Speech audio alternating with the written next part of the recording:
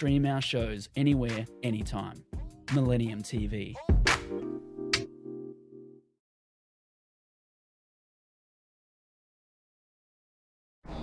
Greetings, good afternoon, peace and blessings to everyone. Welcome to another edition of Cap or No Cap. I'm your special guest host today, Andy King, filling in for Kevin Megan, who's out on assignment. You know, the show has been giving so much great information to all our listeners and viewers all across the globe. And today's conversation is not going to be any different. We're going to tackle a subject that's very dear to so many men, that's dear to so many children, but dear to so many families. And that is the journey to manhood. You know, the journey to manhood is a formula that's very simple, but if it's never applied, it can be the demise of the family, the demise of the son, demise of the father.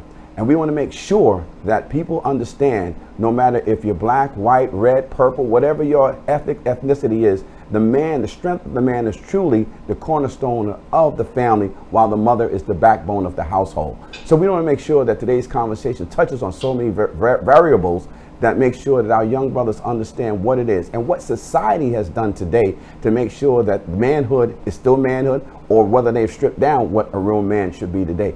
Joining me today in today's conversation is going to drop some wisdom, some guidance and strength about what it is, that journey for them as brothers on this earth who are fathers themselves, but who have had a history of doing things and serving and helping people. First, I'd like to welcome to today's Cap or No Cap my good friend, a pastor who's done so much work in the Bronx. He's also the chair, the community relations, the community director of Stand Up to Violence for Jacoby Medical Center. I want to welcome the good pastor, Jay Gooden, to Cap or No Cap. Also, joining us today, we want to introduce a good brother who's out here, who has a story to tell, who's been on the fight and the grind each and every day in the hip hop world, but has done it right, who's gone through experiences and has a real testimony for us to hear. I want to welcome the great artist from the hip hop world, Brother Mysonne. Welcome to Cap or No Cap. Good to see you gentlemen today. How are you? All is well, all is well. Good to be with you, Andy. Oh, thank you. Thank you. Peace and blessings to us all. So, you know, the conversation we're going to have for the next 45 minutes is going to be about how do we identify what manhood is. What does that journey look like? And I know yesterday there was a conversation on another platform called King Talk Tuesday, where you brothers were talking about the journey of manhood and what manhood actually means. So let's just jump in right there and just start right there for the viewers who are watching. Can you both just identify for us, and I'll start with you, Pastor, talk to us a little about what is manhood? Well, manhood to me simply means that we are protectors of our families, we're providers, we're men of integrity, men of honesty, and we're one that men ought to be godly men also. And I think that's something that's kind of missing right now from our manhood.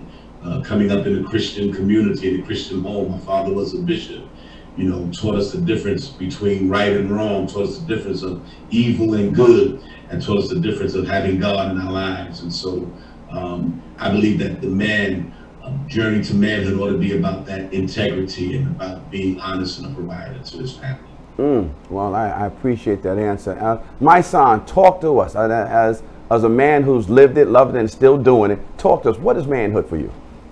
I think manhood for me is the separation of just male to man. You know, male is the physical attributes of a male. You know, manhood is the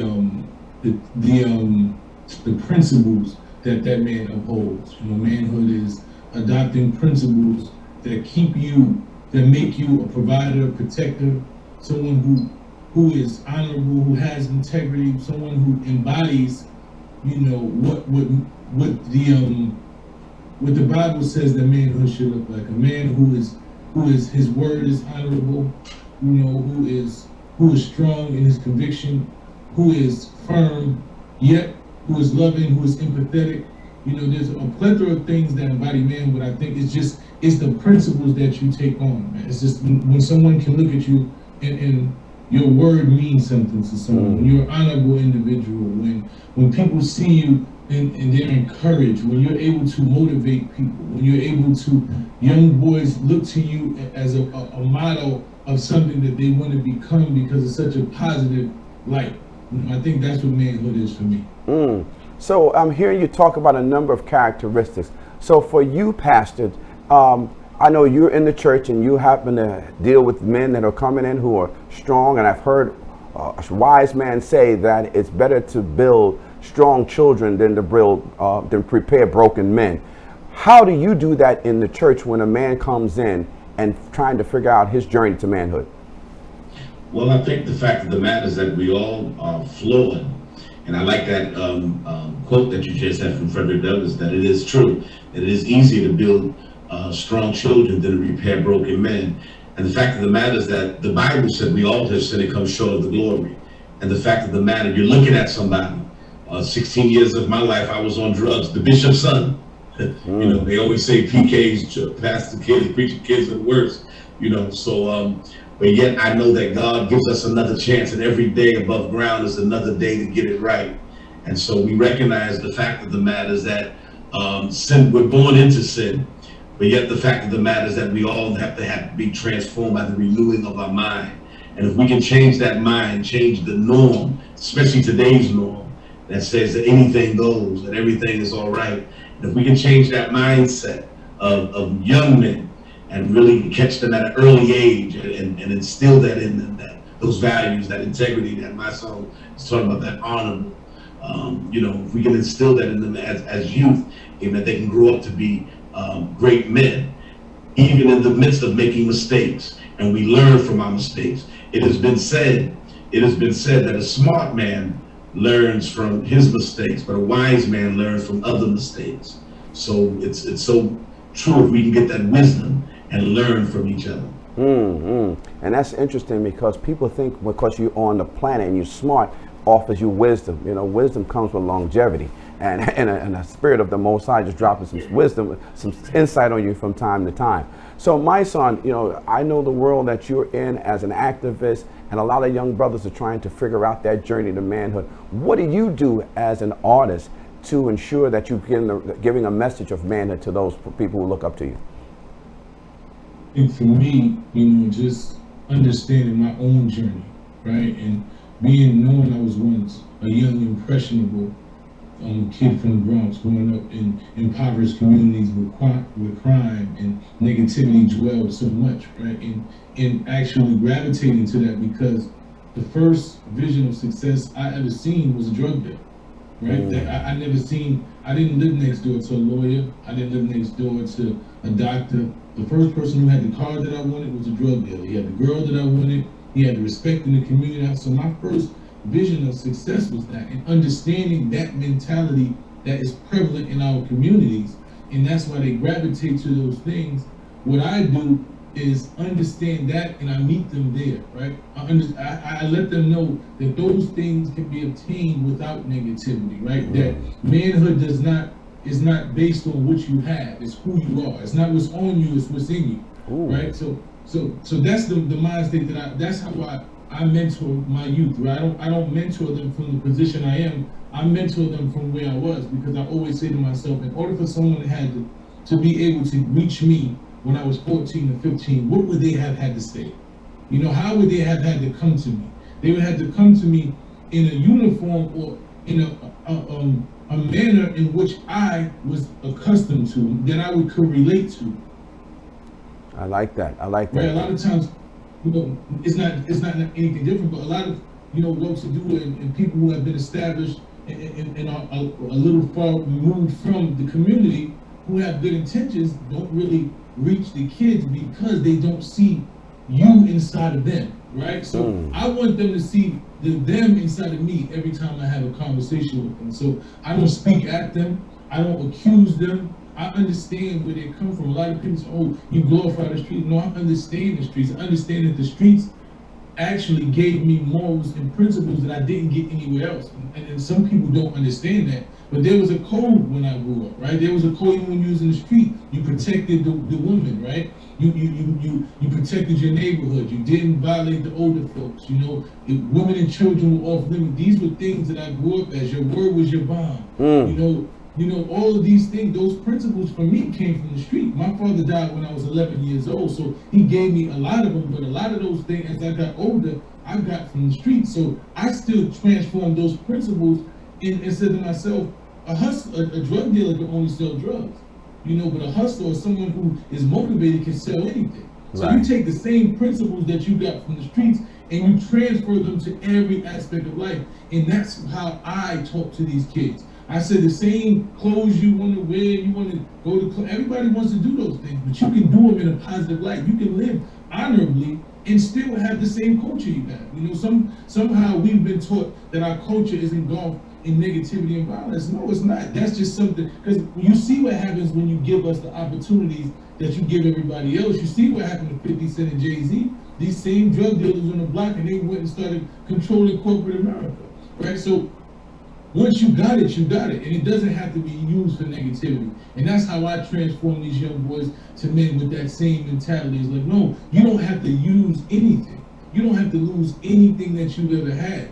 You know, anything that you have. I remember I was having a conversation and Farrakhan told me, I don't want you to change nothing you're doing, because you're reaching a demographic that won't even listen to anything that I'm saying. I want you to just make sure that you transform it to where it's still respected by them, but it's transformed and is used in a positive manner. So I think that's what I do. I try to evolve my message every day and never glorify my circumstances, acknowledge my circumstances, and then glorify the growth that I had from them circumstances. I like what you just said, glorifying the growth, because some of us get stuck in glorifying the nasty, the wicked, the ugly, and because the system feeds us with that and makes money off of that, we continue the perpetual cycle of the self-destruction in our own neighborhoods and in our communities and even in our homes. So when you talk about the value system, I know, pastor in the church, there's always that value system. Talk to us a little about what are some of the values that you see that young brothers should be taught from fathers to son on their journey to manhood. Well, I think one of the things they have to do, and again, something that we had discussed last night, is leading by example. Sometimes it's not about rather what you say, but rather what you do. And it's so important to teach them that value, and for us to be, as father figures, to be that role model, to instill that value in them. But some of the things we try to teach our young people is biblical principles. Being providers for our family. And I think somewhere in our culture, in our society today, we've lost that order in the home. It used to be a time when dad, you was afraid, you reverence your dad. You was afraid if you got in trouble. I know in my home with my dad, even though my father was a bishop, he didn't spare the rod. You know what I mean?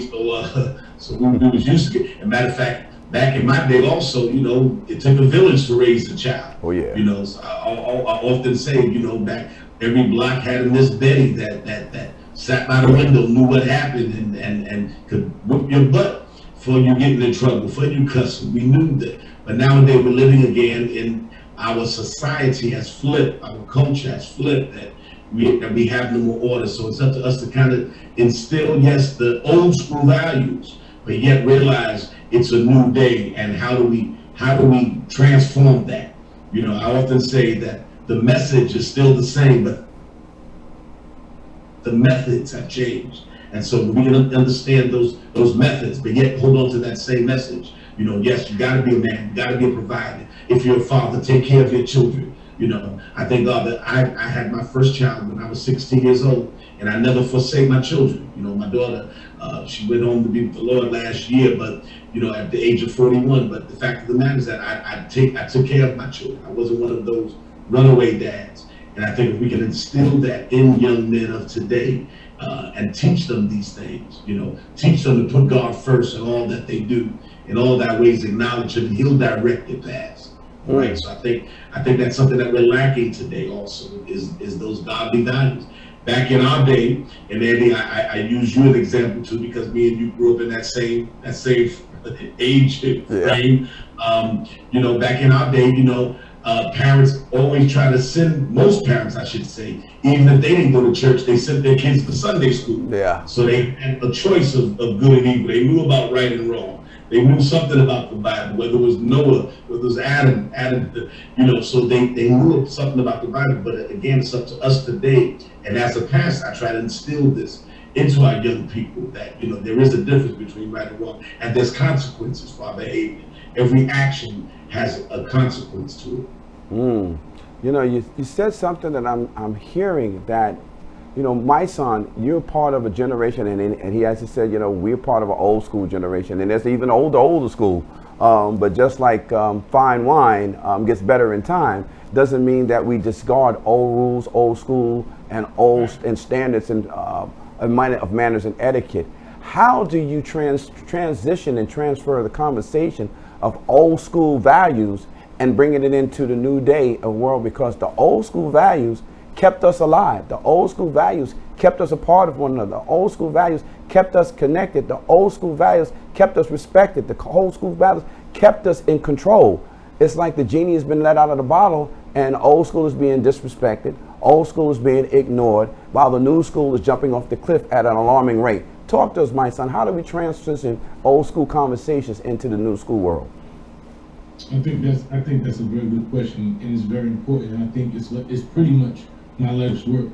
I grew up with my grandmother and grandfather were pretty much my main providers. My mother was addicted to drugs when I was young. My father died when I was 11. So I grew up in a house where my grandmother was 60 and my grandfather was 70. So I was raised by older school values, and they had a lot of brothers and sisters. So I was raised in that.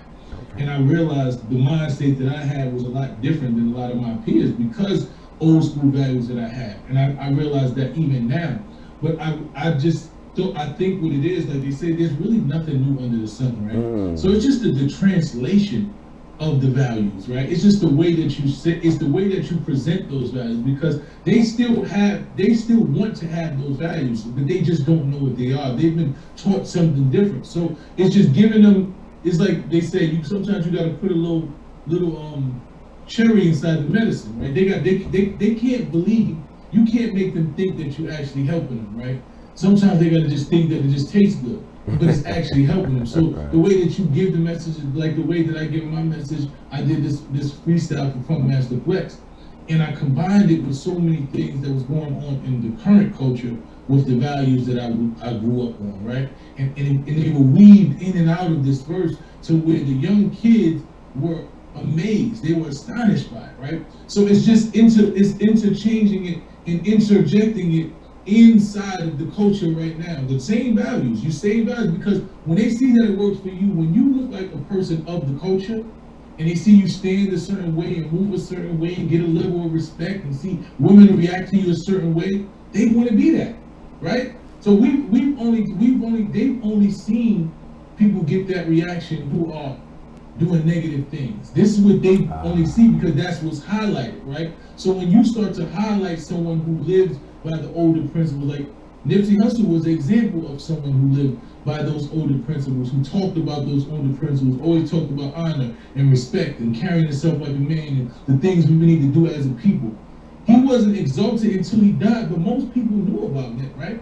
But you see that the principles that stood on him is what made people gravitate to him. After his death, people went and started to research this man and said, wow, the way that he spoke, the way that he conducted himself, it wasn't like this new school generation. He looked like he was of the generation, but his soul was way more deeper than the generation. So I think it's all about presentation. I think that we have to, even as older school, we have to evolve ourselves. Like, if we don't evolve, we die. Like, just like companies, if you watch companies, they figured out how do I attach myself to this culture, right? If I don't attach myself, if I don't get involved with technology, if I don't got a Twitter page, and if I ain't got an Instagram page, and I'm trying to continue to stay relevant, then that's not really going to happen. You can stay and you can keep what you have, and you're not going to lose that because what you've already gained has come with you. But if you're trying to gain these young people, then you have to meet these young people exactly where they are. I like that. Jackson, that was so powerful. What my son said, and we've been doing something in the Church of God in Christ, doing a series on pivot or die.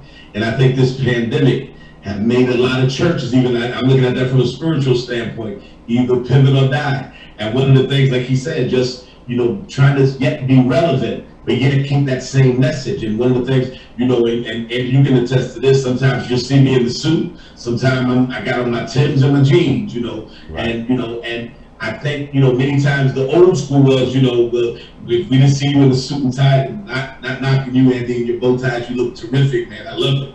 But sometimes I have to throw my sweatsuit in my sneakers. That's right. Yeah. As he said, being relevant. I think it's so important for us to recognize today's society. We either have to pivot or we die. True. I like that, being they have to pivot. And because that's what the whole world is about, pivoting and growing and adjusting. So you both of you gentlemen have hit the nail on the head as far as what this world looks like for our young men. But before we go to a break, I would just want to ask you all, when we start talking about the messaging, and my son, you was talking about the messaging of old school and how they were delivering it, and today's new school messaging. When it comes to what we're hearing in the industry, whether it's song, whether it's dance, or whether it's movies, how is that having an impact on the behavior of the journey of manhood? Well, for me, it has a big impact because what we see is if you can't see it, you can't be it, right? Mm-hmm. And that's why companies pay to promote. They put something in your face over and over because they're creating a culture. If you look in different countries, they dress different. Right? If you look at most of the Middle Eastern countries, most of them are Muslim and they dress a certain way because that is what the culture is. Not so much that they were born this way, but the culture dictated. That's what they saw on TV every day. That's what the culture dictated. So if you look anywhere in the world, the culture dictates who the people are. The people, most of the time, the people don't dictate who the culture are. Right? So we understand what we see is what's creating the mind state and the culture of our individuals. So we have to be equally as vigilant in giving them something else. I have this conversation with radio DJs and video people all the time on a lot of these websites, and I say, I don't want you to congratulate what I'm doing in private, right? I don't want you to congratulate me in private, but then give Future and Lil Wayne and public publicity, right? And play their music all the time, but you won't give the kids the opportunity to hear the message that I have. You don't give me the same platform and access to the minds and ears and visions of these kids to be able to, so they can make a decision, right? If it's only one candidate, then that candidate wins automatically, right? By default, because there's nobody else to run against them. And I think that's what's happening in the culture. And it's not, and I don't want it to be one way, right? Because that's the balance of the world, unfortunately, is negative and positive. That is the balance of the world. Okay. It's just that right now it's out balance, and it's too much negative and no positive. All right. Thank you for that. We need to take a quick break. We'll be back on Cap or No Back on Millennial TV. Millennium TV, bridging communities worldwide. We broadcast diverse international content from Europe, Asia, Africa, and now right here in the USA. Watch us via Roku on your smart TV. Submit your own content to 1530entertainmentllc@gmail.com. Download the Millennium TV app from the App Store to stream our shows anywhere, anytime. Millennium TV.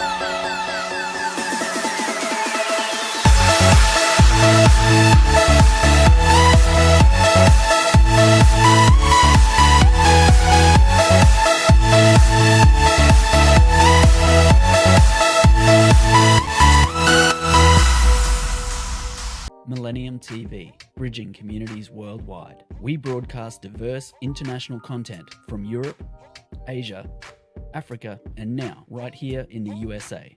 Watch us via Roku on your smart TV. Submit your own content to 1530entertainmentllc@gmail.com. Download the Millennium TV app from the App Store to stream our shows anywhere, anytime. Millennium TV.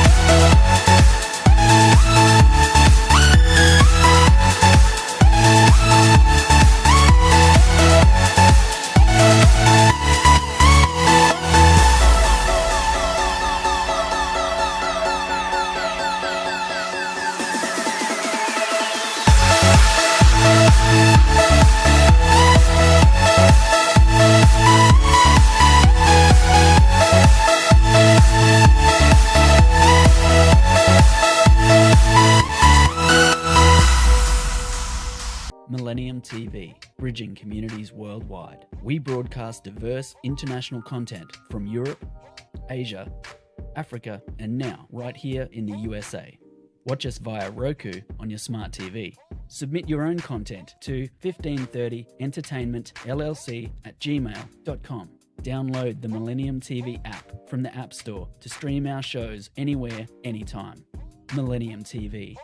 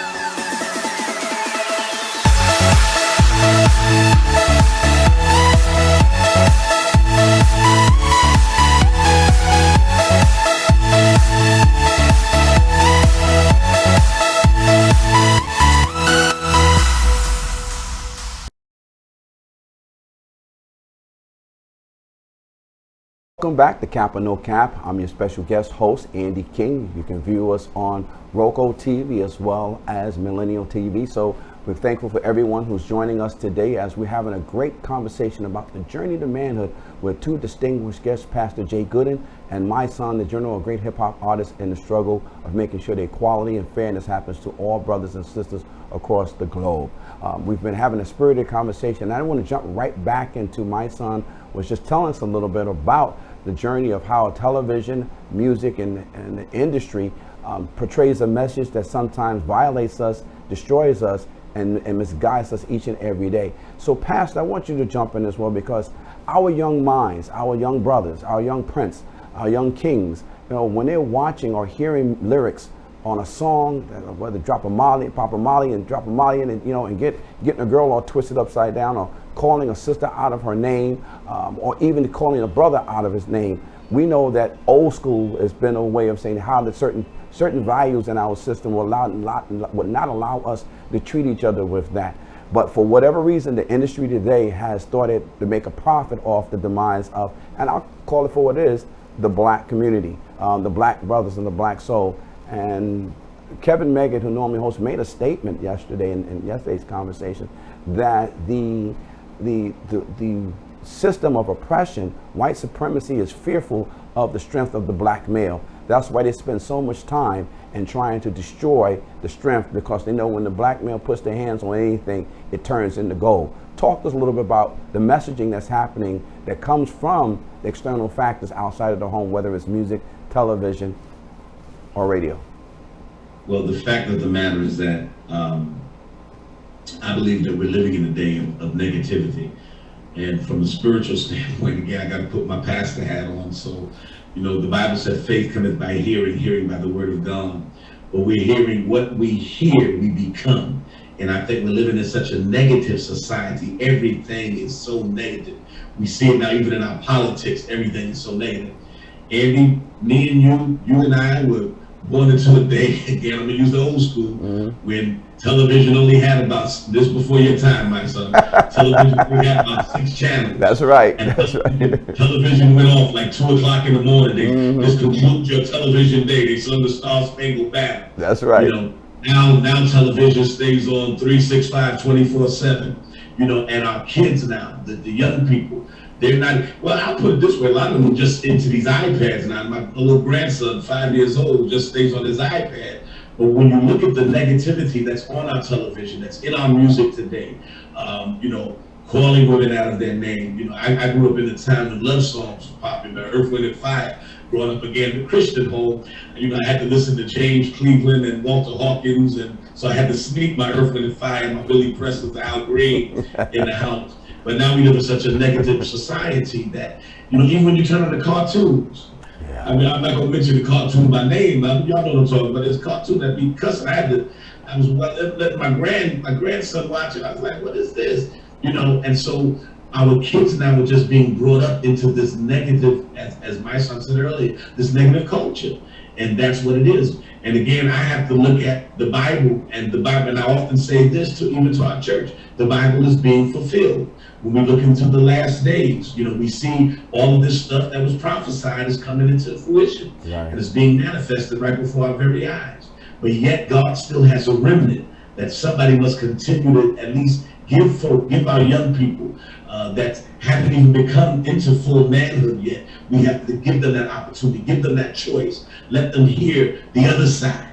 And it's just a sad commentary that we do live today in everything, just about everything we do is built from negativity. And it's just and that's why we're grateful for artists such as my son, that's giving that positive message. As he said, Nipsey Hussle, that's giving that positive message. And we need more of that, but that's not what sells. We know what sells is the negativity. Right. And it's praying time. I said last night, the Bible said, if my people, which are called by my name, shall humble themselves, pray, seek my face, turn from their wicked ways, then I'll hear from heaven, forgive their sins and heal the land. And if there's ever been a time that we need a healing in the land, now is the time. Now is the time. Well, we definitely can use a healing. And a lot of people are scared to talk about the spiritual realm, the spiritual forces that are around us each and every day. But wickedness is part of the spiritual world as well. And if you can't find a way to get yourself out of that wickedness, you will succumb to it and be destroyed by it. And I thank you, Pastor, for dropping a few scriptures on us, because people don't want to read some of the stuff that's in the Bible. Even I spoke to a number of pastors who won't delve right into Revelations and have the real conversation with their congregation, because that means now you have to hold yourself accountable to the words that just came out of your mouth. You have to hold yourself accountable to the words that you're reading in the Bible. You just can't feed the flock some stuff and go do the opposite of what the scriptures just told you to do. And that's how people are living, and each and every day. So for our young kings and our young queens, if no one is not leading them correctly, I read a scripture somewhere in Corinthians, 1 Corinthians, Christ is the head of man, man is the head of woman. And we know we will all serve together, but if a brother ain't getting it right, what is our sisters to do? So so that now you see why you have this transition of and I don't like what I see when it comes to some of our men, and I want to transition over to the messaging of what a man should be. I've heard some of the characteristics that you both laid out earlier about the strength, the commitment, the honesty, the consistency, some of these values, which I'm going to ask you a little bit about more characteristics. But now you see there's this messaging of feminizing the strength of the man, especially the black man.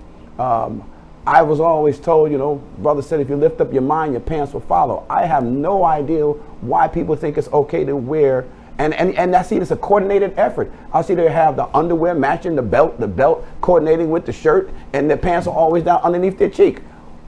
What man does that? So talk to us a little bit about this culture of feminizing men. Talk to us, my son, give us your insight of what you're seeing. I think it's definitely it's a culture, and it's a coordinated attack on especially black manhood, because the strength of the black man has always been something that has been feared by his oppressor.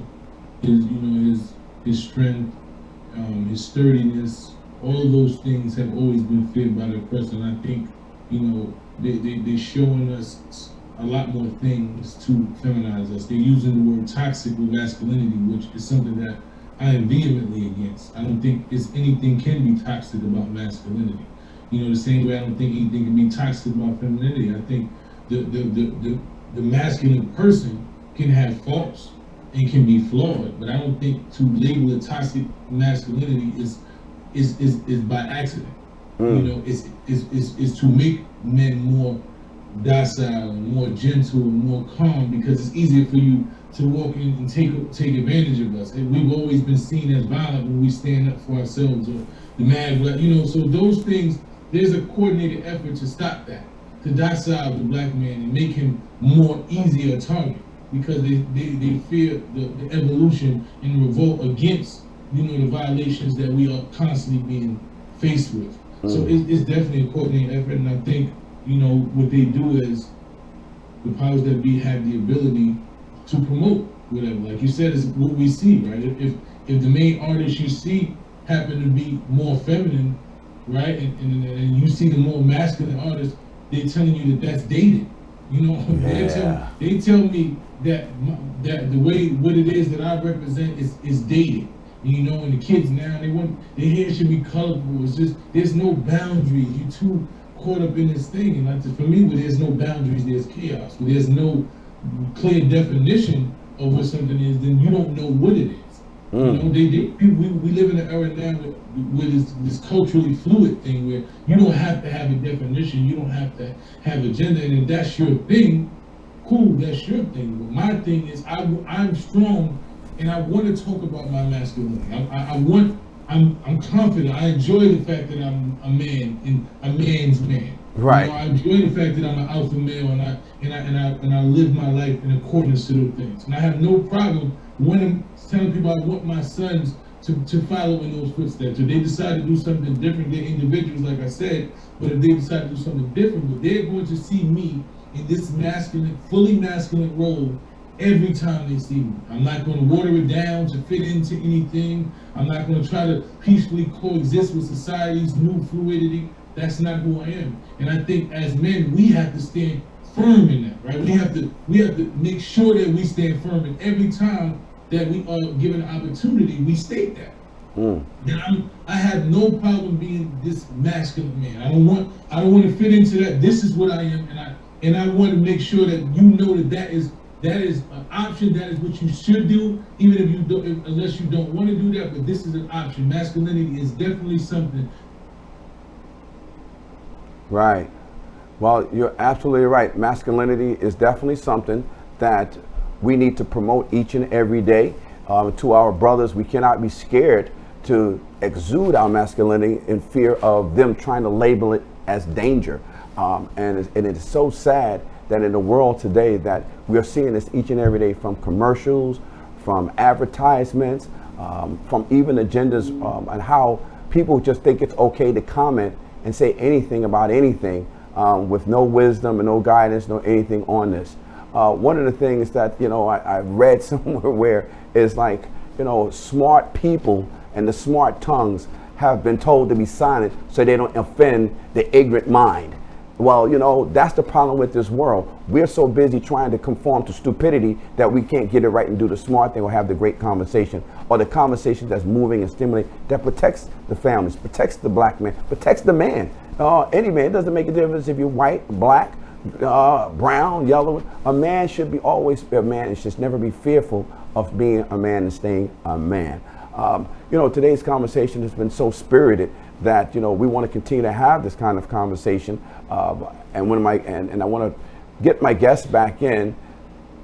And I want to ask Pastor. Pastor, I need you to talk to us again. You heard what Brother Myson was just sharing in regards to the femininity of the man. We know what scriptures say about man and man with man and man being with woman. Talk to us a little about, in the spiritual world, about the feminizing of men in this world today. The Bible says pride cometh before the fall. And I know we've in Pride Month, and let me just say this. Many times we look and we say about the oppressors, and we know that we're dealing with systemic racism. Yes, that's all been a part of America. But the fact of the matter, that's why I'm so grateful for these conversations, Andy, that you're having, that we can yet build ourselves up and transform our own minds and recognize it's going to take us as a black man, and that male figure, to be that, as my son was talking about, that masculine figure. It's time for us to take this back, and we as people have to have these type of conversations. We have to, whether it's in the church, whether it's in the street. I've been grateful and blessed over the last 20 years or so, and Andy, you participated with us, that I've had a street revival, 3-night street revival right there on Gun Hill Road. Due to the pandemic, we didn't have it this year, but I'm looking forward to, again, having it, to get that message out there. And I think, again, when we have that lack of God, and we're living in a day when people are calling wrong right wrong, and we're not putting God into what we do and putting God first, this is the society that we're falling prey to. And the fact of the matter, that everything now is acceptable. You know what I mean? Even in our government, everything is acceptable now, and it's a sad commentary again. But these are the times that we're living in. So again, putting my spiritual hat on is going to take us to God, to come back to God. If we're not, it's a way that seemeth right to a man, but the ways thereof is destruction. And the thief cometh but to steal, kill, and destroy. And that's what it seems to be right now. The enemy is destroying our society. And I'm glad that you brought it and phrased it that way, because with the no holds barred conversation that's out here today, where people can say, do anything, the spiritual world gets disrespected, and people just think that it's okay to disrespect one set of people, and recognizing who America truly is. You hit the nail on the head. America has been built on oppression, it's been built with violence, it's been built with rape, it's been built with lies, it's been dealt with stealing, it's been dealt with cunningness. But the people who do it to everybody flip the script on everybody else. They act like everyone else is flawed and they're okay. And that's the sad thing, because the black man is the one who was brought over here minding his own business and built this country, but he's the lowest one on the totem pole. He's the one that gets disrespected the most, and there's always this knee on the neck of the black man, regardless if people come over to this country after the fact, after they build it. And there's still people still coming to America, to use that term, but black people have been here an exception of this country and fought to free this country from this wickedness and his ways. But if you leave it up to the narrator of the story, we are the villains. We are the ones who make the world upside down when their story tells them how they've done it. We got to go to a break right now. We'll be right back on Cap or No Cap. Millennium TV, bridging communities worldwide. We broadcast diverse international content from Europe, Asia, Africa, and now right here in the USA. Watch us via Roku on your smart TV. Submit your own content to 1530entertainmentllc@gmail.com. Download the Millennium TV app from the App Store to stream our shows anywhere, anytime. Millennium TV.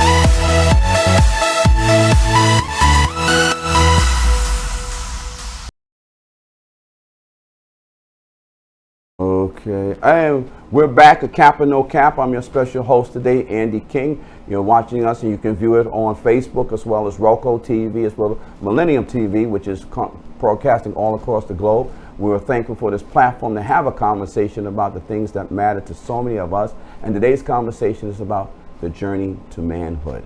When we start figuring out what is manhood, the world has flipped manhood down.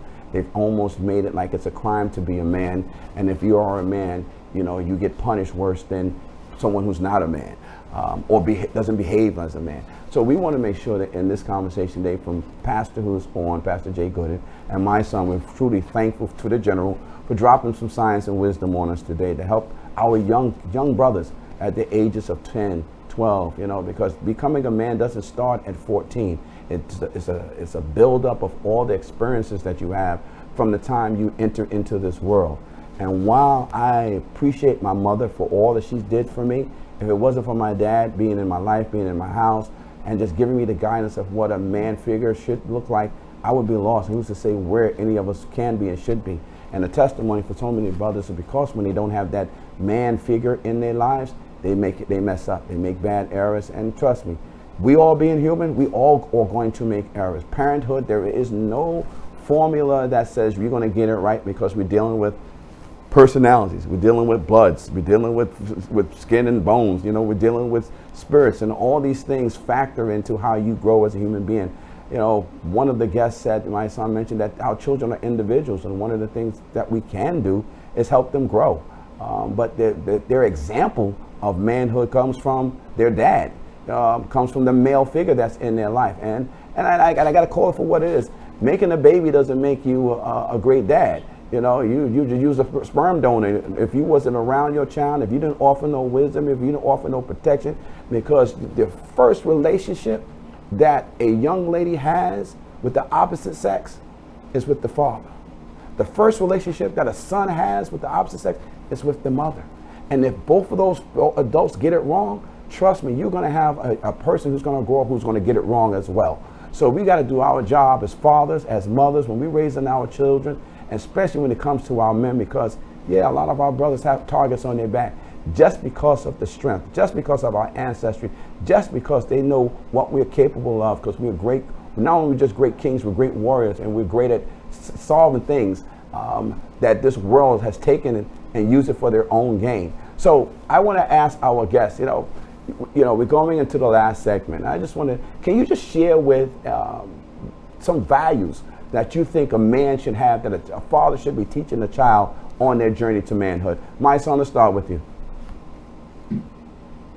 I think so many. I think, everyone, like I told you before, I'm writing a book called Raising Kings, in which I break down about 12 to 13 principles of manhood that I believe that we should, encompass and grab onto throughout our journey as men.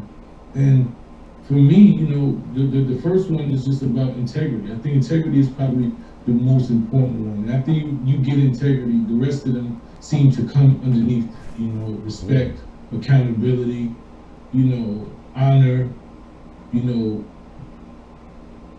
just those the core values. I think your moral compass has to be very strong.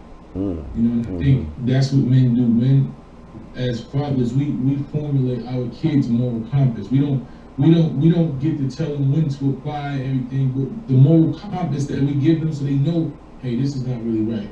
My dad told me, like, that's not something I really should be doing as a man. And that's what our job is. Our job is to create that moral compass, give them that compass, and then they're able to gauge throughout their lives which one of those principles apply each and every time. And that's what it is. We have to give them that foundation.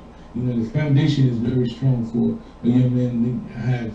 I have 3 sons. My oldest son being 23 years old, he just had a son, so I'm a grandfather now. I have a congratulations. Other son will be 10 years old, and my youngest son is 7. So just watching them all grow and understanding how every time I give them something to add to their moral compass, how they apply it.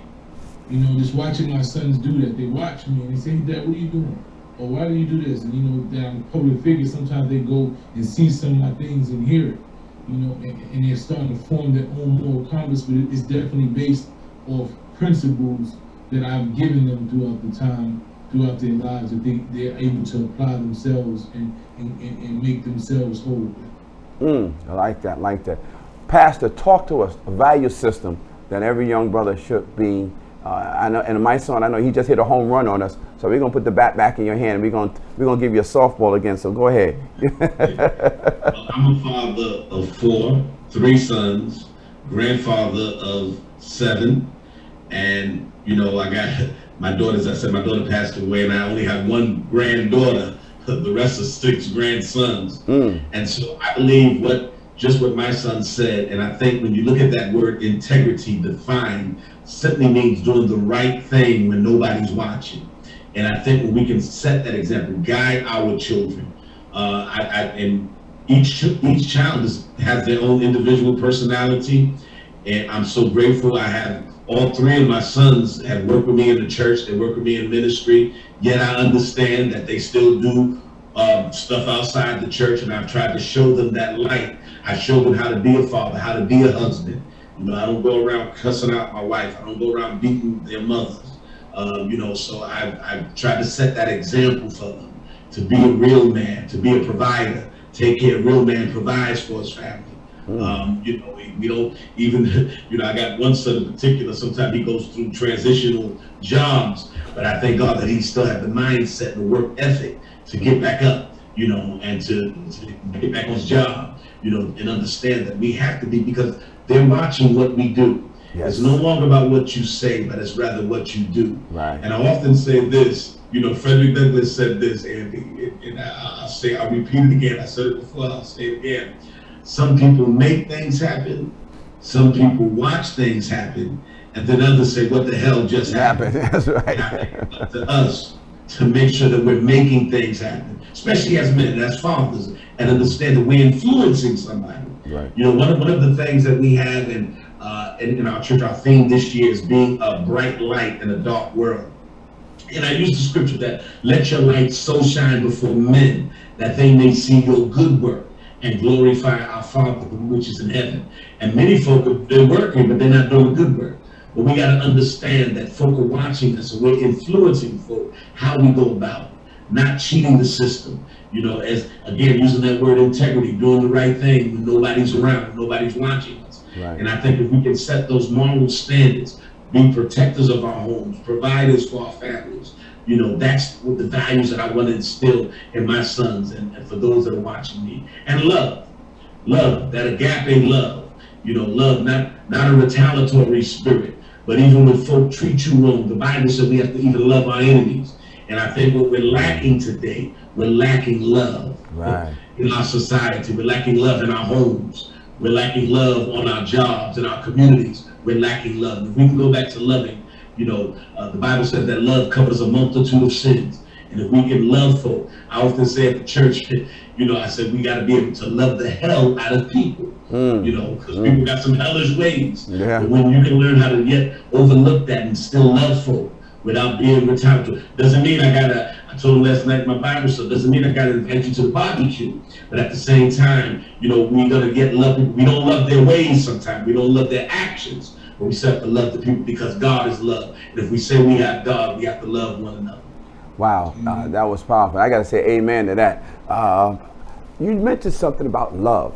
And then it leads me to go into the next question. And I like the term that you say we got to love the hell out of people. And for all our viewers, when we talk about love the hell out of people, we have, as you said, Pastor, we have hellish ways inside of us. We have destructive ways that don't allow people to come in and say, I want to even love you, because that the hell that's in you it's more prominent than the love that's in yours that should be shining out of you. So when you say loving somebody, love the hell out of them, I want our viewers to understand what you actually mean. That loving the hell is getting those hellish ways, and in spite of those hellish ways, we're going to love you till all that wickedness comes out of you. We're going to love you just because Christ said you are his child, and he's given us he ordained us to be our brothers and sisters keepers. And I want people to understand this. There's a difference between love and lust. We're not talking about lust here. We're talking about love, pure, undefiled love, and to visit the fatherless and the widowless in time of affliction. That's what pure, defiled love is, according to our scripture. So I just say to everyone that's out there viewing us, find that special place of love in your heart and do what you can, because there is that brother who is out there. So my son, this is for both of you. When you have love and you're trying to love the hellish out of someone, and someone just keeps throwing the hell back at you, what do you tell a young brother who is trying to be a good brother, but another brother can't figure out how to receive it for whatever purposes, whether it's envy, jealousy? And I was taught, if someone truly hates you, they just ignore you. It's better to be hate than someone envy and jealousy, because you don't exist to them. But when someone is jealous of it, they spend every waking moment trying to figure out how to put a thorn inside your foot every day. Talk to us a little about what do we tell our young brothers, when they come across that brother who just can't receive. What I say is this: you have to protect your space, right? You have to protect your mental. You have to protect your energy, and everybody is not going to receive. That's right. And when you understand that, and then some people receive at different times. You can't give anybody anything until they're ready to receive it. So just because you want to give it to them doesn't mean they're going to take it. So you just have to protect your space and acknowledge who you're dealing with. Don't ever put yourself so far into anything to where it harms you, because you can't help anybody if you're not whole. And if you're putting yourself in your mental space into something that doesn't agree with who you are and your own evolution, your own growth, and your own peace. So you have to protect your peace, but at the same time, there's always someone else who does want to receive what you get, right? Surround yourself around people who are willing and ready to receive what you give. Sometimes you can offer something to somebody, and they know that you have it, right? So once you offer, you've done the thing, and when they're ready to receive what it is that you have, they're gonna come seek you. You know, you don't have to force anything on anybody. When they're ready, and if they're ever ready to receive what you have, they'll come and seek you out because they know that you have it. That is a powerful message, especially for that 13 or 14-year-old. I run a youth program as well. And one of the things I would always ask these teens, and I would ask them, what is the number one thing that matters to you in your life? They're in elementary and middle school, and even in high school. And they would say, well, I need a job. I need some money. I want to eat. I had to remind them, the number one thing that happens for teens is that they want to be accepted. And they'll go far and beyond to be accepted for the wrong reasons and sometimes for the right reasons. So your message, my son, it hits the nail on the head because not everyone is ready to receive the love. Not everyone is going to be your friend. And once a young brother understands that, they can protect their own essence by not forcing the love that Christ has in their heart, because, again, not everyone is going to be able to reset. Pastor, as you move throughout and you're dealing with the generation of now, how are you able to get the word of Christ into them, because the devil is running rampant right now? Right. And again, thank you again. It's a great question.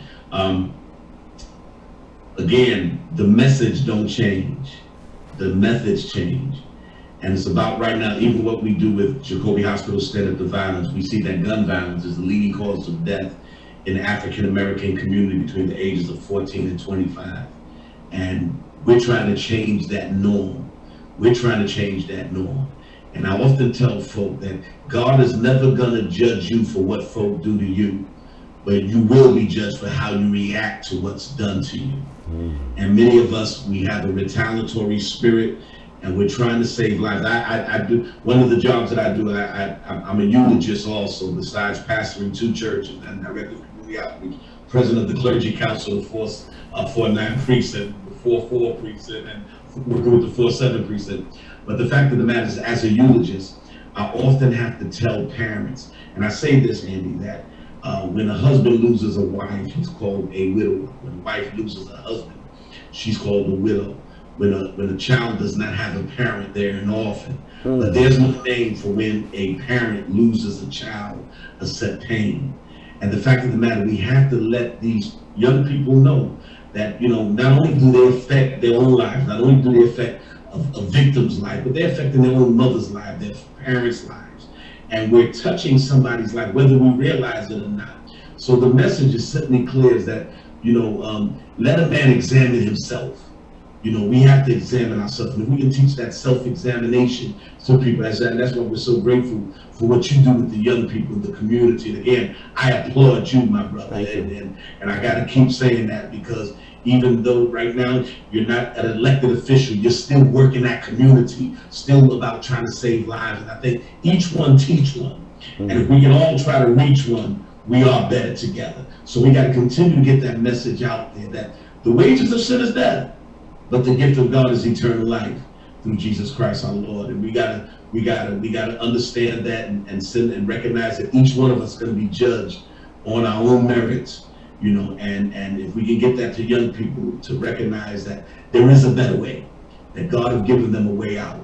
But again, it's about getting programs and getting discussions such as we're having today to our young black males, to let them know there is some positivity. There is some young men like my son that's out there, that have transitioned, that have turned his life around, that has a message.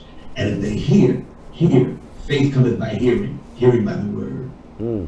Well, I thank you for that. And I heard a famous quote from a gentleman saying, we're better together, we're better together, we're better together. My son, I'd like to know from you, and I'd like you to tell our viewers, when it starts having a conversation about the truth to our young brothers, how do we help them understand what is true and what is fictional in the messaging that's out here today? That's a good question. I think through our own wisdom, right? Like I tell my son all the time, like I'm a cheat sheet through life. Like I've experienced things that you haven't experienced yet, but you'll probably get there. And if you just take the guidance that I'm giving you, then you don't have to ever make the mistakes that I've made, right? So I think when we have a level of discernment that they have yet to reach, that they don't know that. Right. When you don't know that you don't know everything. You never know that you don't know everything until you find out you don't know everything. Right? I like that. That's true. You don't know somebody's not your best friend until you find out they're not your best friend. Because all the time, everybody, you don't know that you ain't gonna be with this girl for the rest of your life until you find out you ain't gonna be. That's right. Every time you have all these ideas in your head, and as you grow and you evolve and mature and you gain wisdom, that's the thing you realize that you really don't know. Right? So what we're able to do is utilize our wisdom, and based on the things that we're seeing on TV and we see on social media, I'm able to tell them that you can't base your whole life on the best 60 seconds of somebody else's. You see 60 seconds of somebody in the video, and they got money and they got all these. This is 60 seconds. You don't know what happened, nothing on this, and you're telling yourself that you're underachieving based on 60-second clips that somebody puts in their whole life on here. And you don't know what is going on in that person's life. You don't know what they went through. You don't know if that's theirs. You don't know anything. And that's what a lot of our young kids do. They base their lives off 60 and 30-second clips of somebody else's whole life. Right. And it doesn't make sense. So when I explain it to them that, and then when I hear certain narratives being painted about certain activities and things within the streets and the culture, I can speak from experience. I can speak from a level of experience and say, look, I actually went through that. Right. And I can show you what the results of that is. That these people ain't really been through that. Sounds good on that, And when you build up that respect with these young kids, and then they start to see you in that light, then you're able to give them that information. You're able to give them that wisdom and tell them, look, based on what I know and what I've been through, And then what happens is, what happened with my oldest son, 3 years ago, I woke up to Facebook. We would always have like different things, and I would allow him to make his decisions, but not enough. I let you swim. I'm not gonna let you drown. Right. Yeah. I'm gonna let you swim. I know you can't really swim in the deep end. You can. I'm gonna let you go in there. Then when you start, I'm gonna jump in there with the life and get you out. Right. And we had gone through that so much that one day, like after us going back and forth through things, he just woke up one day and wrote on Facebook, today I finally realized that my daddy never told me nothing that was wrong. That's a good thing. Everything he ever told me was 100% correct. And if I would have listened, I'd have been locked up. And that's what we want. That's the moment that we wait for the transition of these kids, when they start to realize, because they're gonna make their own mistakes, they're gonna do certain things. But when they realize that you always told them the right way to go, and they start saying, Dad, well, my dad didn't tell me to do that, or my mentor didn't tell me to go that way. I didn't listen. And I should have went that way. And the people who went that way is actually winning. Then they start saying, well, he might know something. Wow. And that's what we hope for. That's what we hope for. We're about to close out, and I end with this. My son, you talked about your son, the wisdom, but I leave you with this.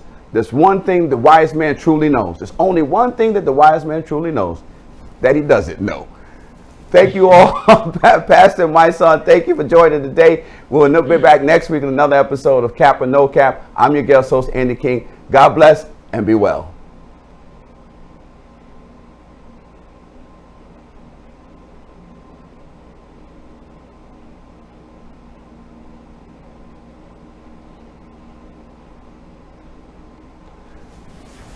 That's a wrap.